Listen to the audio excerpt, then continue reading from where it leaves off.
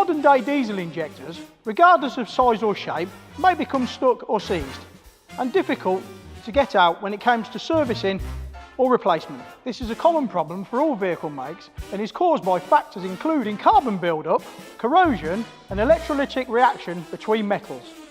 Have a look at this new air hammer style injector extractor from Laser Tools. The compact size really helps when working with the engine in the vehicle. Designed to work with all laser 5/8 injector adapters, the new extractor mounts in line with the injector and allows for a more effective transmission of impact force and vibration. So let's see how it works on this engine.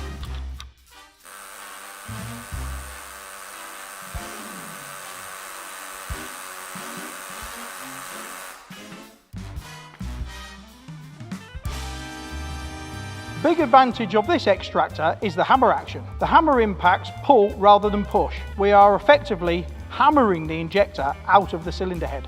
The extractor is supplied with both M18 and 5/8 adapters, so it can be used with all available laser injector adapters.